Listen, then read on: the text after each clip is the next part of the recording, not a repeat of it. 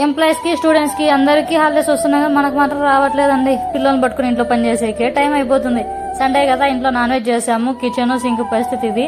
మొత్తం అంతా క్లీన్ చేసేసుకొని సింక్ క్లియర్ చేసాము. గ్యాస్ స్టవ్ మొత్తం క్లీన్ చేసుకొని ఈవినింగ్ స్నాక్ ఏమని చేద్దామని ప్రిపేర్ అవుతూ ఉన్నాను. ఈవినింగ్ స్నాక్ ఎందుకు చేయాలి అంటున్నానంటే, బయట చూస్తే క్లైమేట్ వర్షం లైట్ గా పడి అట్లా ఆగిపోయింది. చల్లగా ఉంది, వేడి వేడి తిందా అనిపించింది.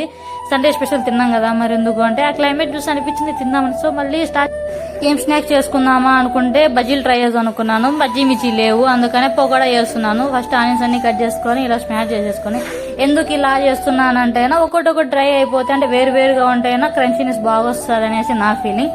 దీంట్లో ఎన్ని రకాలు ఉంటాయి, ఎన్ని వెరైటీ చేయొచ్చు అంటే నాకు తెలియదు. కానీ దీంట్లో ఒక చిన్న సింపుల్ యూస్ ట్రిక్ అని కాదు, నా కకృతి అనుకోండి అంతే.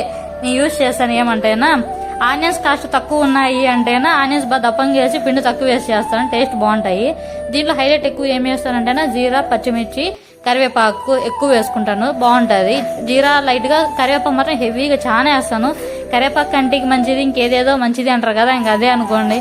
కరివేపాకితే బాగా తింటాము, వేసేసి ఫ్రై చేసుకోవడమే. ఇంకో వెరైటీ ఏంటి అంటేనా ఆనియన్స్ కాస్ట్ ఎక్కువ ఉన్నాయి అన్నప్పుడు కానీ తినాలనిపిస్తుంది కదా, అలాంటప్పుడు మనం తినకుండా ఉండలేం కదా. ఆ టైంలో ఆనియన్స్ తక్కువ, పిండి ఎక్కువ, సేమ్ ప్రాసెస్ అంతే. అప్పుడు కరివేపాకు కనపడదు, పిండి ఎక్కువ ఉంటుంది. ఆ పిండి చూస్తే అసలు నేను పకోడాలు వేసుకున్నాం ఇంకేం వేసుకున్నాం అనిపిస్తుంది. అయినా పర్లేదు, అది టేస్ట్ బాగుంటుంది, ఇది టేస్ట్